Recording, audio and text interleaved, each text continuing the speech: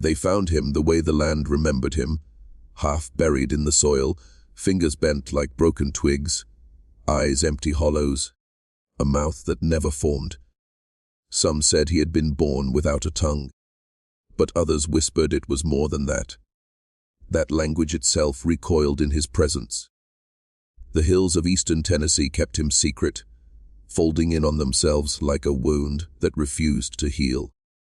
By the time anyone stumbled upon the house, the air itself was thick with decay, a stench of rotted timber, damp earth, and something older, something patient. The family who lived there had long forgotten what kinship meant. Children were born to mothers who might have been their aunts, aunts who might have been sisters, fathers who bred in circles so tight the blood ran like a looped rope, thick and choking. The Craw, they called him, not a name, but a whisper pressed to the inside of your skull. He moved like a shadow caught between trees, and the forest obeyed him. Animals avoided the clearing, birds fell silent in flight.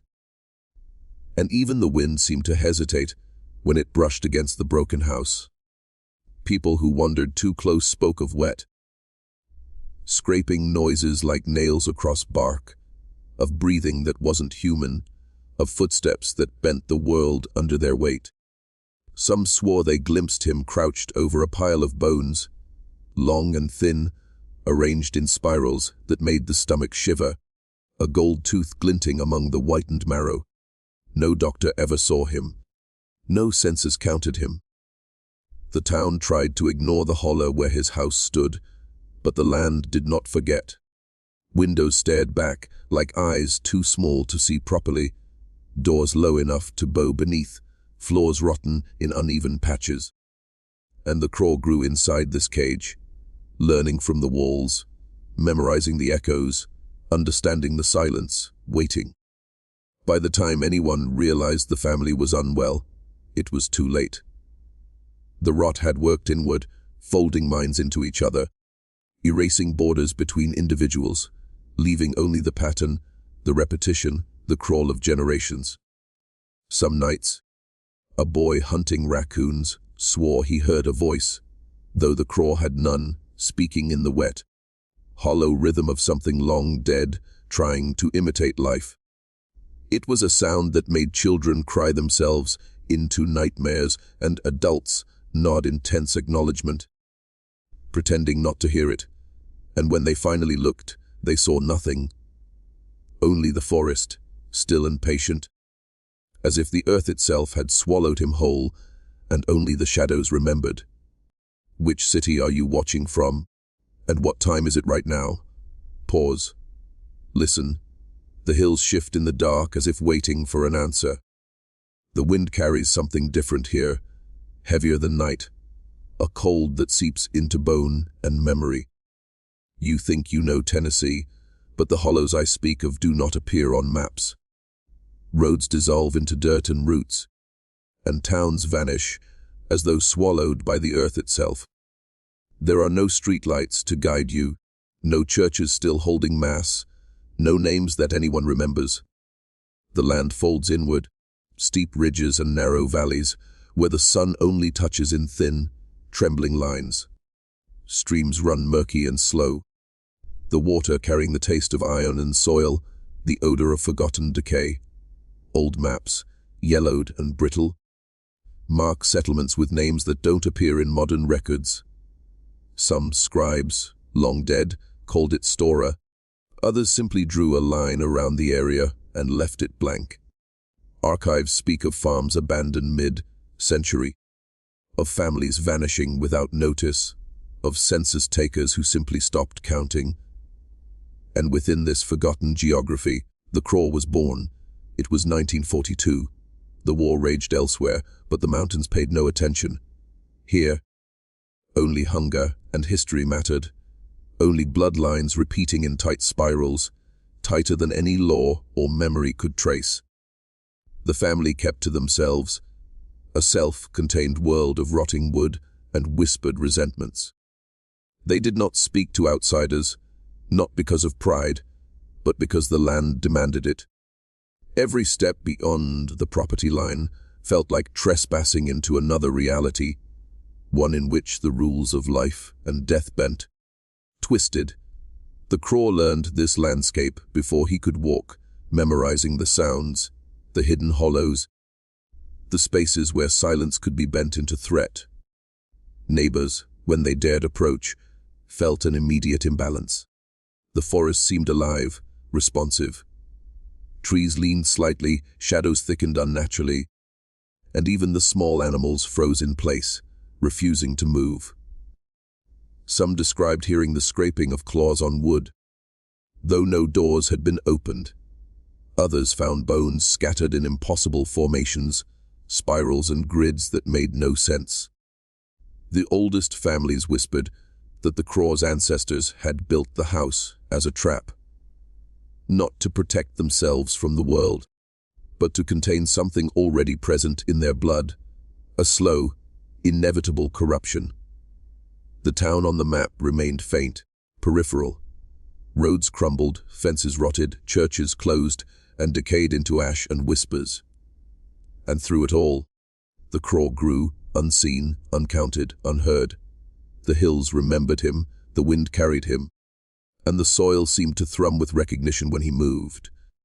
Here, geography and history were inseparable from the horror that would emerge from the strange child who would not cry, who would not speak, whose hands bent in unnatural ways, as though the shape of his family's sins had molded him before birth. The child appeared one night when the wind had shifted toward the east, carrying the scent of damp leaves and iron. He did not scream, though every mother in the holler expected it. There was no announcement of life, no heralding cry, only a small, wet silence that pressed against the walls like a weight. His hands were malformed from the start, 3 fingers, curling inward on the left, 4 on the right. Each one bent as if the marrow had been twisted in the womb. And the mouth, oh, the mouth, a smooth slab of pink where a tongue should have formed, where a life of speech should have begun. His mother, or the woman who raised him, was said to have aged rapidly, her skin lined as if decades had passed in months. Some whispered she was his sister as well, or perhaps a distant cousin whose mind had already frayed from years of isolation and secrecy. She did not speak to him, except in murmurs that rattled like bones in a tin.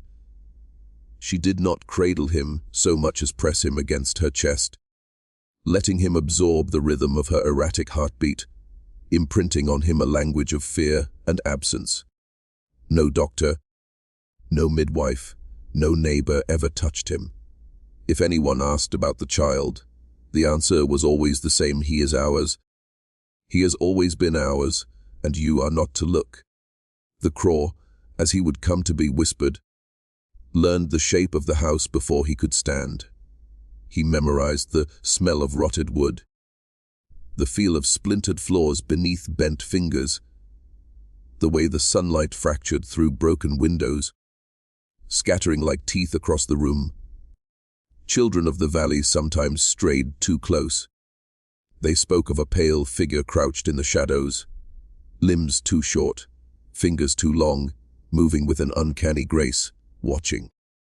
They returned home with eyes wide, shivering, whispering of a man with empty sockets for eyes, of a mouth that did not open yet still seemed to breathe sound. Adults laughed it off, said the stories were superstition, the imagination of youth, but the hills did not lie. The soil remembered, the trees remembered, and in the quiet corners, the Craw learned to watch, to listen, to fold himself into the world without being part of it. The family's secrets ran like veins through the walls. Meals were silent rituals. Names were avoided. Any hint of outsiders brought tension so thick it could be sliced with a knife. The Craw observed, memorized, and began to replicate the behaviors around him. By the age of 5, he had begun drawing spirals on the walls, patterns his eyes seemed to understand instinctively, symbols that no one alive could read, but which spoke of repetition, of cycles, of blood folding in upon itself. And in those early years, a strange rhythm established itself, a heartbeat of the house, a pattern of decay and quiet horror that would define the child, shape him, and ensure that he was not merely a boy, but something else entirely. Something that belonged to the land, the blood, and the silence that no one dared break. By the time the Craw could walk, the house itself seemed to bend around him. Floors sagged under his weight, though he was slight, as if the timber recognized a wrongness in him that the rest of the world could not see. At night, guttural sounds echoed from the holler, scraping, thumping, wet noises like flesh against bark. The family said nothing. The neighbors whispered behind shuttered windows, though no one dared approach. Objects shifted in impossible ways. Bowls overturned, clothes piled in spirals on the floor, small animals found stiff and curled in corners, as if placed there deliberately, though no human hand could have done it. The Craw began to replicate the movements he saw around him, but in ways that made the town shiver. He would crouch for hours, tracing spirals into the dirt floors, the patterns growing more intricate, more deliberate with each day. He watched his relatives move, studied the gestures of hands and faces, but always in reverse, always folded into something twisted. The air grew heavier in his presence, thick with anticipation, like a storm trapped in the holler. Visitors were rare, and when they appeared, the Craw would study them with an intensity that seemed to pull their memories out, through the skin. Children who wandered near the property line returned pale, shaking, speaking of a figure with eyes that were empty yet all-seeing, a mouth that opened to nothing, and fingers that bent unnaturally, curling into impossible forms. Adults dismissed these tales, yet the unease persisted. The forest bent strangely around the house. Birds never nested in the trees nearby. Even wolves kept their distance, howling from afar, their cries hollow and sorrowful. Inside the house, rituals took place that no outsider could witness. Meals were offered in silence, patterns traced in flour or ash on the table, spirals within spirals. The Craw copied these gestures with an uncanny precision. Though his body was malformed, his movements too deliberate to belong to a child. The family whispered that he was not learning from them, that he was learning from something older, something folded into the wooden soil. By night, strange visitors arrived without warning, slipping through the ridges and hollows like shadows. They spoke in guttural tones, exchanged no names, left offerings or took objects, and vanished before dawn. The Craw would crouch in corners and follow them with his eyes, though his face remained expressionless, his tongue absent, his voice never forming. Symbols began to appear scratched into the walls, spirals repeating across every surface, over cracks, across beams, always growing larger, always deeper. The house became a gallery of obsession, of a mind too strange for the living. It was during this time that the whispers of the bloodline began to reach the town in full. The Craw was not just a child. He was a reflection, a symptom, a culmination of generations pressed together, until the shape of one life had become a warning, a monument, a presence that the hills themselves recoiled from. And in the forest outside, the scraping continued, wet and precise, a rhythm that would not stop until something else emerged from the long silence. The truth, when it surfaced, was not sudden. It seeped into the holler like smoke from a long, dead fire, curling into every corner, every cracked wall, every spiral scratched into the floorboards. The Craw's mother, the woman who had raised him with such unnatural patience, was also his sister. Some claim she had no human origin at all, a vessel for the lingering madness of the bloodline. Others whispered she had been human once, long ago, but the family had folded in on itself too tightly, and in the collapse of generations, she had become both mother and sister, caretaker and victim, keeper and curse. Records were scarce, and the few that existed were deliberately destroyed. Birth certificates vanished.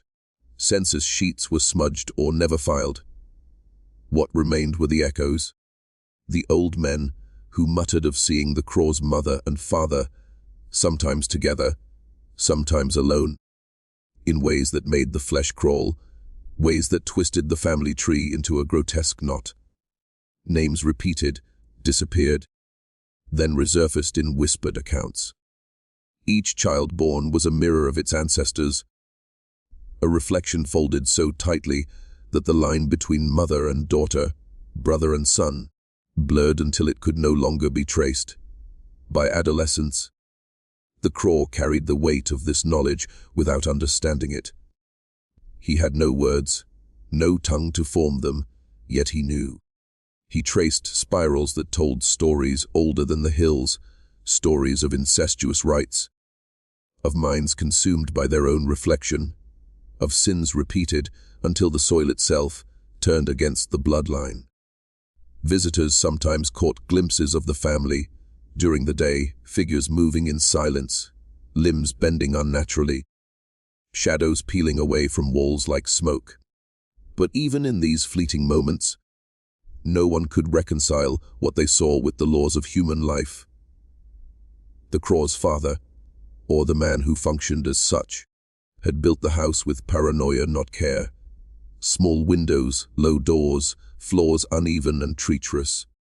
Every construction choice was a cage, a boundary, a way to ensure the family could rot inward without being noticed. And yet, nothing contained the Craw.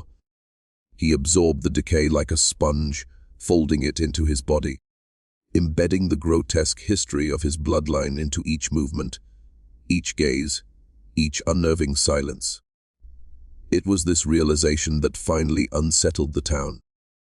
The whispers that had long been shrugged off gained a weight of certainty. Here was a child not merely malformed, not merely strange, but born from the twisted loops of the same blood over generations. And if the Craw was the product of this decay, then what else had the bloodline produced, before and after him? Bones discovered in spirals, teeth scattered among dirt, gold filings where none should be. All these became evidence, a language of horror written in flesh and soil. By now, even the forest seemed to bend differently. Trees leaned toward the house as if to whisper secrets. The soil pulsed underfoot. And somewhere deep within that twisted legacy, the Craw moved silently, a living cipher. A body without a tongue, carrying the memory of every inbred generation that came before him. It was a revelation not just of family, but of something larger, darker, a force that measured time in spirals and decay, rather than years, a force that would not end with one boy. The town's reaction was quiet at first, but it built like smoke rising from a fire, long smoldering, beneath the hills. Animals vanished from the property, livestock left for dead in the mud, fur matted with rot. Windows were smashed, doors burned. Families gathered in hushed meetings in church basements, hands trembling, mouths dry. Speaking only in fragments, the boy, the mother, the spirals, the 7 fingers. No one spoke the Craw's name aloud, but everyone knew him. Everyone feared him. One night, a small mob of townspeople approached the house with torches. They had no plan, no idea what justice meant in a place already hollowed by generations of secret decay. They set fire to the walls, the roof, the timber that had absorbed decades of inbreeding and silence. Flames licked at the crooked windows, curling into the hollow spaces where bones had lain. And yet, when the fire burned low and smoke rose to the ridges, the Craw was nowhere to be found. The town expected to see him flee. to hear a cry, but there was nothing, only absence, only the hollow echo of a family erased. The church became involved in whispers and hurriedly organized prayer vigils. The preacher spoke of sin, of punishment, of demons that wore the shape of man. Yet even he could not explain the patterns, burned into the floorboards, the spirals traced in ash along pews, the stains that resisted every cleaning. They were symbols older than any sermon, older than the town, older than memory. And the craw had traced them, or perhaps they had emerged from the house itself, as if the earth sought to remind the living of what had been forgotten. Some families left entirely, packing possessions in wagons and abandoning land that had been in their blood for generations. The soil seemed to reject those who remained, roots twisting into walls, streams rising unnaturally, mists thickening over pastures. Those who stayed spoke of glimpses through broken windows, of shadows moving against the flame, of the sensation of being watched in every room, in every corner, as though the house itself was alive with a presence that no fire could destroy. Law enforcement tried to intervene. Deputies arrived with rifles, convinced the town's fears were superstition, yet every attempt ended in confusion. Tracks led into the forest but never returned. Objects disappeared, and equipment malfunctioned inexplicably. Some men came back with scratches, bites, or bruises that could not be explained. Every investigation folded into itself, until officials wrote reports that said nothing, erased records, and left the family and the craw in a shadowy limbo. And so, the legacy solidified. The house burned, the records vanished, and the town whispered only when the wind was right. When the trees shifted in a way that spoke of memory, silence, and something patient. The craw remained, uncounted, unrecorded, a consequence that the flames could not touch, a presence that lingered long after the ash cooled. In the shadows of the holler, in the ridges beyond the roads, the boy, no, the craw, continued, a living remnant of a bloodline that had eaten itself from the inside out. Decades passed, and the craw's story receded into whispers, half forgotten by a world that preferred clean maps and neat histories. But someone always remembers. In the 1980s, a researcher named Aaron Molly arrived in the holler, drawn by tattered archives, buried photographs, and fragments of census sheets that hinted at a family erased by time. She followed the faint traces of a lineage that should have ended decades prior, tracing spirals across old property deeds, overgrown paths, and abandoned foundations. The soil still pulsed underfoot as though remembering the craw, insisting she acknowledge its presence. Molly found photographs in musty attics' children, with heads too large for their bodies, limbs bent at impossible angles, hands folded in ways no human bone should allow. She discovered journals, faintly inked, describing events in fractured script, spirals etched in dirt floors, the smell of blood mixed with ash, shadows moving independently of their owners. And somewhere in the margins of these pages, the craw appeared pale, unblinking, absent of tongue, an outline more than a person, yet unmistakably alive.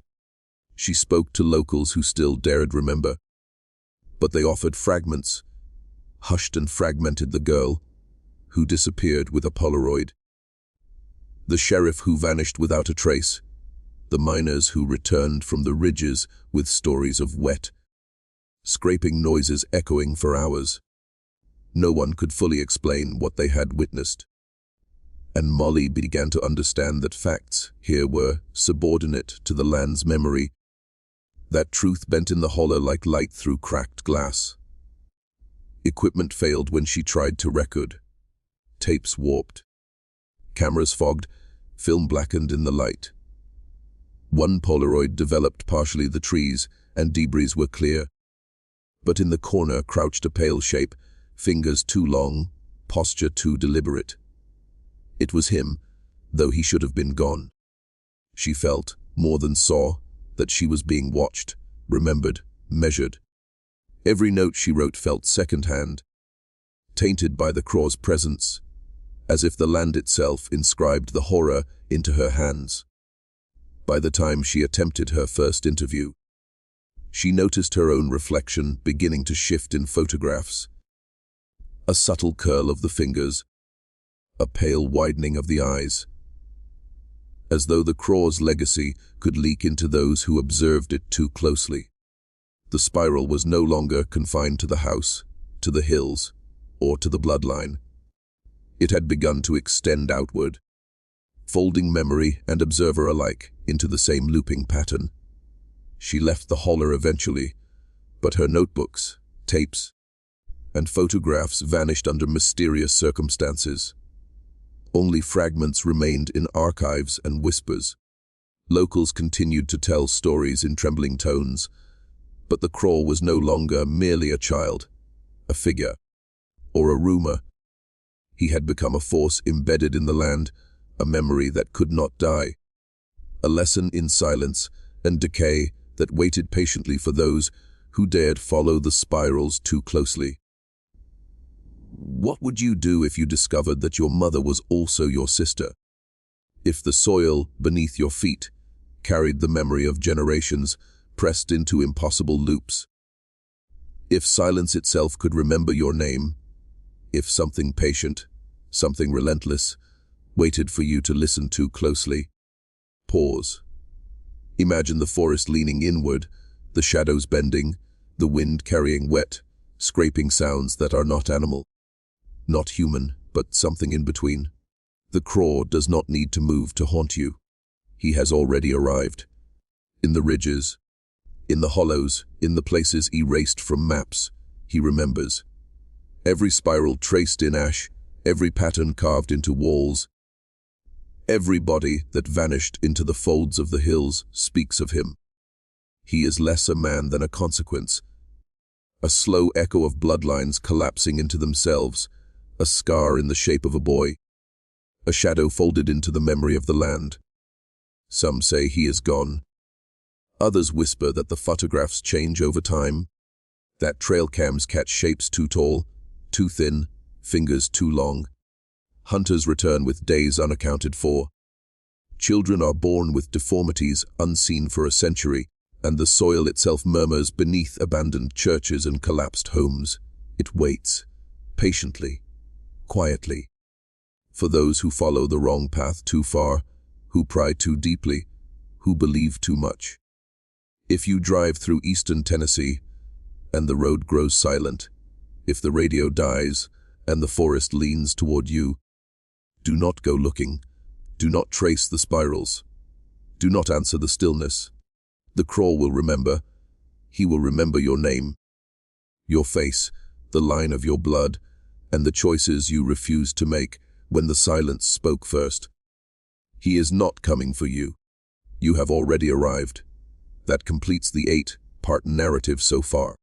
We have one more part 9 remaining to fully conclude the 3,004,000-word script, which will tie together all threads, escalate the final sense of doom, and leave the audience with lasting unease. The land never forgets. The craw's presence has folded into the hills, seeped into the soil, threaded itself through every stream and root. Hikers who stray too far speak of wet clicks echoing from the trees, of glimpses of shapes too thin, too pale, arms dangling in impossible curls. Hunters return without memory of the last 48 hours. Children are born with deformities no doctor can explain, and towns once erased from maps remain unrecorded, yet whispered about. The craw's legacy is not flesh alone. It is pattern, it is consequence, it is memory folded into silence, occasionally. The bravest or the most foolish venture near the remains of his family's property. They find spirals scratched into rocks, deep enough to hold water, patterns that swell when touched, seeming to pulse with the rhythm of something alive. Small bones lie in the dirt, arranged meticulously, some with gold filings or fragments of teeth. The soil hums with recognition, and the air tastes faintly of iron and rot. No one sees him clearly, but everyone feels him. A pressure at the base of the spine, a quiet awareness, a memory that reaches into your mind uninvited. Records vanish. Photographs disappear. Investigators who dig too deeply are met with inexplicable failures, tapes melting, cameras fogging, equipment breaking. Witnesses speak of figures in corners, crouched, observing, fingers curling inward in impossible sequences. Some swear the craw's shape is not fixed, that it changes, that it unfolds in the mind of the observer. A puzzle that no human can solve, a spiral that never ends. The final remnants of the family are gone, scattered, moving west to escape what they call bad land. But the land did not let go. It remembers every fold, every twisted choice. Every generation pressed into itself until only consequence remained. Somewhere in the ridges, somewhere in the hollows, the craw waits. Perhaps no longer a man, perhaps no longer flesh, but a pattern, a signal, a scar etched into the world for those who listen too closely. And when you think it is over, when the road grows silent and the GPS spins in circles, when the trees seem to lean toward you, when the forest exhales a wet, scraping sound, know that it is not the wind. It is recognition. It is memory. It is the craw, folding space and silence around itself, watching, remembering, waiting for you to arrive. Because you have already arrived.